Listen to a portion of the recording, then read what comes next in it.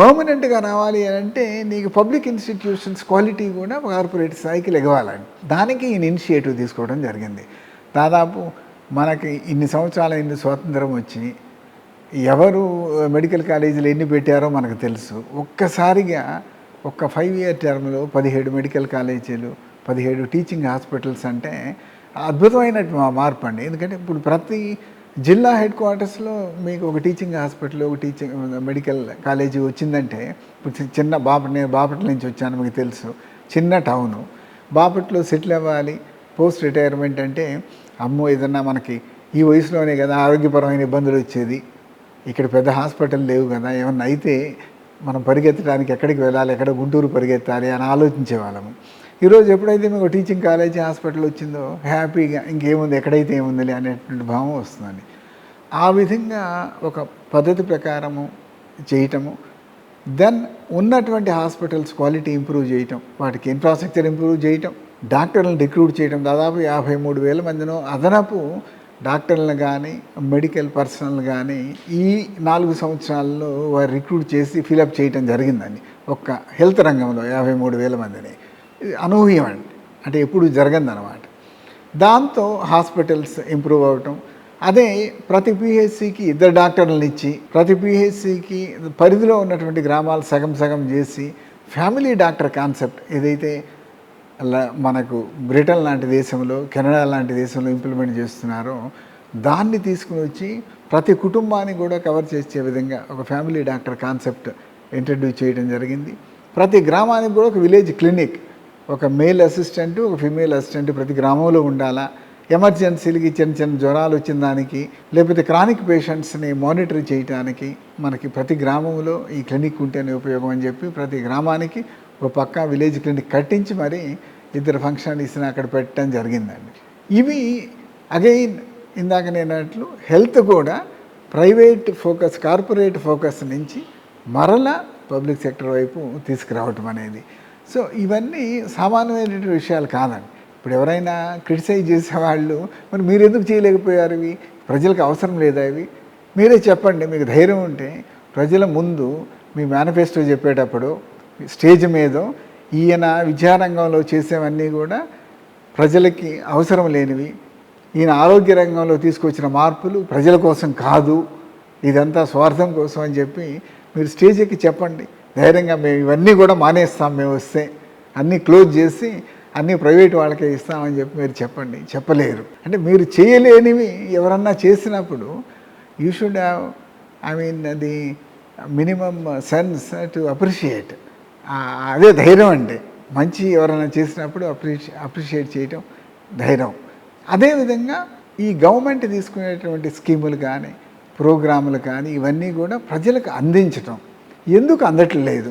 ఇప్పుడు రాజీవ్ గాంధీ గారు పబ్లిక్గా చెప్పడం జరిగింది, మేము ఢిల్లీలో ₹1 డబ్బు ఇస్తే 15 పైసలు కూడా కింద గ్రామాలకు చేరటం లేదు అని చెప్పి ఒక ప్రధానమంత్రి ఈ దేశానికి పబ్లిక్గా ప్రజల ముందు ఉంచడం జరిగింది.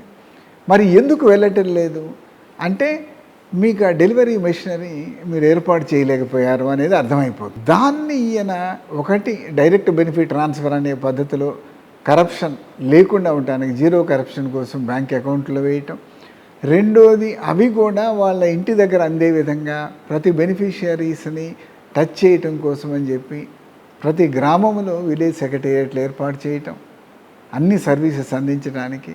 ఆ తర్వాత ఇంకా ఫర్దర్గా ప్రతి 50 ఇళ్ళకు కూడా వాళ్ళతో లయేషన్ పెట్టుకుని వారి అవసరాలు తీర్చడం కోసం వాలంటీర్ సిస్టమ్ ఏర్పాటు చేయడం జరిగింది. దాన్ని ఇప్పుడు దేశమంతా అప్రిషియేట్ చేస్తున్నారు.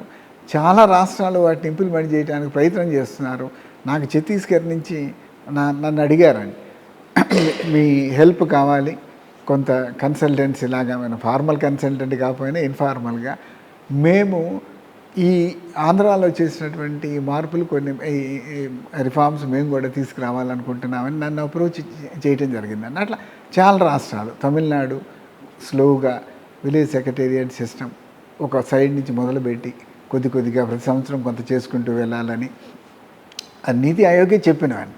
ఇవన్నీ కూడా అద్భుతమైనటువంటి మార్పులని. ఆ విధంగా లోకల్ గవర్నెన్స్లో ఈరోజు ప్రజలకు కావాల్సిన సర్వీసెస్ ఇంటి దగ్గర ఇవ్వగలుగుతున్నారు. ఈ మధ్య చిత్తూరు జిల్లా కొన్ని జిల్లాలు వెళ్ళినప్పుడు ఓపెన్గానే అండి, ఏముంది అంటే సార్ మా తాత చనిపోయాడు, అయితే మేము అడగకుండానే 3 రోజుల్లో ఇంటికి తీసుకొచ్చి డెత్ సర్టిఫికేట్ ఇచ్చారు. ఇటువంటివి ఒకప్పుడు మనము ఊహించరానివ్వండి. ఎందుకంటే మండలానికి వెళ్ళాలి, మండలానికి వెళ్తే ఇప్పుడు ఎలక్షన్ టైం అనుకోండి, మీరు మండలానికి వెళ్తే మీరు రోజు 10 రోజులు వెళ్ళినా కూడా ఒకసారి ఎంఆర్ఓ దొరకడండి, ఒక సర్టిఫికేట్ కోసమో మీకు కావాల్సినటువంటి అవసరం కోసం. అటువంటిది మీకు 24 అవర్స్ మీ కళ్ళ ముందు మీ ఇంటి దగ్గర ఇంటికి తీసుకొచ్చి డెలివరీ చేసే వ్యవస్థని ఏర్పాటు చేయడం జరిగింది. ఈ వ్యవస్థ మంచిది కాదు అని చెప్పి దేశంలో ఎవరు ఏ రాష్ట్రం చెప్పలేకపోతున్నారు. ఢిల్లీ సెంట్రల్ గవర్నమెంట్ అప్రిషియేట్ చేస్తుంది, నీతి ఆయోగ్ అప్రిషియేట్ చేస్తుంది. ఇవన్నీ మూసేస్తాం, మాకు ఇవేమి వద్దు అని చెప్పేటువంటి ధైర్యం ఎవరికొండ ఉంటే చెప్పొచ్చాను పబ్లిక్కి, ఇవన్నీ మార్చేస్తామని మౌలిక మార్పులు తీసుకురావటం జరిగింది. అదేవిధంగా ల్యాండ్ మేనేజ్మెంట్, ల్యాండ్ మీద ఉన్న సమస్యలన్నీ కూడా చుక్కల భూముల కాడి నుంచి, అసైన్డ్ భూముల కాడి నుంచి, మీకు అనాదానము ల్యాండ్ల కాడి నుంచి ప్రతి దాన్ని కూడా అడ్రస్ చేసి జీవోలు ఇవ్వటం, ఒక డ్రైవ్ తీసుకుని వాటిని ఇంప్లిమెంట్ చేయటం చేస్తూ ఉన్నామండి. ఇప్పుడు ఒక పర్మనెంట్ టైటిల్స్ కోసం కూడా బ్రహ్మాండంగా మొత్తం రీసర్వే చేసి చక్కగా చేస్తూ ఉన్నాం. దాన్ని డైవర్ట్ చేసుకోవటం కోసం అక్కడక్కడ దానివల్ల నష్టపోయేటటువంటి వృత్తుల వాళ్ళు ఏదో పబ్లిక్ని డైవర్ట్ చేయడానికి ఏదో మాట్లాడుతూ ఉంటారు. తెలిసి తెలియని రాజకీయ నాయకులు కూడా ఓహో అందుట్లో ఏదో ఉంది కదా అని చెప్పి ప్రభుత్వాన్ని క్రిటిసైజ్ చేయాలి కాబట్టి ప్రతి మంచి పని కూడా క్రిటిసైజ్ చేస్తూ ఉంటారు తప్పితే అద్భుతమైనటువంటి మార్పులు అండి ఈ విధంగా. సో ఈ మార్పులు తీసుకొచ్చారు కాబట్టి ఎవరైనా అప్రిషియేట్ చేయకుండా ఎందుకుంటారు? సామాన్య ప్రజలు ఈ మార్పుల వల్ల ఎవరైతే లాభం పొందుతున్నారో వాళ్ళు తప్పనిసరిగా వాళ్ళకి కృతజ్ఞత ఉంటుంది, మర్చిపోరు, దాన్ని గుర్తించి మరలా ప్రభుత్వాన్ని ఎన్నుకుంటారు అనేటటువంటి లక్ష్యం అండి. క్రిటిసిజం ఏంటి ఎక్కువగా? అవును మీరు అసలు ఇన్వెస్ట్మెంట్స్ మీద ఫోకస్ చేయట్లేదు, ఇన్ఫ్రాస్ట్రక్చర్ మీద ఫోకస్ చేయట్లేదు, జాబ్స్ మీద ఫోకస్ చేయట్లేదు, ఇటువంటివి ప్రాథమిక క్రిటిసిజం అండి. అభివృద్ధి అంటే ఏంటి నాకు అర్థం కాదండి.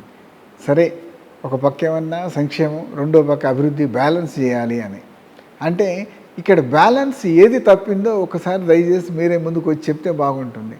అభివృద్ధి అనేది మానవ వనరుల అభివృద్ధి is as important as infrastructure, concrete అనేది ప్రపంచవ్యాప్తంగా అందరూ ఒప్పుకునేదండి, దాన్ని క్రిటిసైజ్ చేయలేము. ఇంకా అభివృద్ధి ఏంటి? ఉద్యోగాలు పబ్లిక్ సెక్టర్లో గత 40 సంవత్సరాల్లో ఏ 5 సంవత్సరాలు ఏ ముఖ్యమంత్రి, గత ముఖ్యమంత్రే కాదు 40 సంవత్సరాల్లో ఏ ముఖ్యమంత్రి అన్ని పబ్లిక్ ఉద్యోగాలు ఈయన 5 సంవత్సరాలు ఇవ్వటం జరిగింది. 5 సంవత్సరాలు యాక్చువల్ 2 సంవత్సరాలు కోవిడ్తో పోయింది. అయినప్పటికీ కూడా 2 లక్షల పైచీలకు ఉద్యోగాలు, పబ్లిక్ ఉద్యోగాలు, పర్మనెంట్ ఉద్యోగాలు పబ్లిక్ సెక్టర్లో ఈయన ఇవ్వటం జరిగింది. ఒక్క విలేజ్ సెక్రటేరియట్ల పేరుతోటి 1,35,000 గ్రామాల్లో ఎక్కడైతే అవసరం ఉందో అక్కడ ఇవ్వటం జరిగింది. ఇది కాకుండా ఇందాక నేను చెప్పినట్లు ఆరోగ్య రంగంలో దాదాపు 53,000 ఉద్యోగాలు ఇవ్వటం జరిగింది. అదే ఇంకా అక్కడ కొద్దీ మొత్తం దాదాపుగా 2,15,000 ఏమో పర్మనెంట్ ఉద్యోగాలు ఇవ్వటం జరిగింది. ఇంకా ఫర్దర్ రిక్రూట్మెంట్లు జరుగుతున్నాయి. ఇంతకుముందు 2 లక్షల ఉద్యోగాలు ఒక 5 సంవత్సరాల టర్మ్లో ఇచ్చినటువంటి ముఖ్యమంత్రి ఎవరన్నా ఈ రాష్ట్రంలో ఉన్నారా? నేను ఛాలెంజ్ చేస్తాను. ఎవరన్నా ఉంటే ధైర్యంగా చెప్పండి, ఇదిగో నీవు ఇచ్చిన దానికంటే ఫలానా ముఖ్యమంత్రి ఎక్కువ ఇచ్చారు. మనకు అద్భుతంగా పరిపాలించిన వాళ్ళలో మంచి పేరున్న వాళ్ళు జలగమంగళరావు గారు 3 సంవత్సరాలు చేశారు, బ్రహ్మానంద రెడ్డి గారు 6 సంవత్సరాలు చేశారు, పివి నరసింహారావు గారు ల్యాండ్ రిఫార్మ్స్ అని అద్భుతంగా చేశారు. ఏ టర్మ్ అన్నా తీసుకోండి, అంటే వాళ్ళతో మనం కంపేర్ చేస్తున్నామా లేదా అంటే ఆ విధంగా కంపేర్ చేయట్లేదండి. వాళ్ళు చాలా గొప్ప వ్యక్తులు, ఫ్రీడమ్ ఫైటర్స్, వాళ్ళతో ఆ విధంగా పోల్చట్లా. ఆ కాలంలో కూడా ఇవ్వలేనన్ని ఉద్యోగాలు కేవలం 5 సంవత్సరాల్లో జగన్మోహన్ రెడ్డి గారు ఇవ్వగలిగినారు. మనం క్రిటిసైజ్ చేసేటప్పుడు దేన్ని బట్టి క్రిటిసైజ్ చేస్తున్నాం? ఓకే మనం కాదు ఉద్యోగాలు ఇవ్వాల్సింది, ప్రైవేట్ రంగంలో రావాలి, కరెక్ట్. ప్రైవేట్ రంగంలో ఉద్యోగ అవకాశాలు మనం క్రియేట్ చేయాలి, ట్రూ.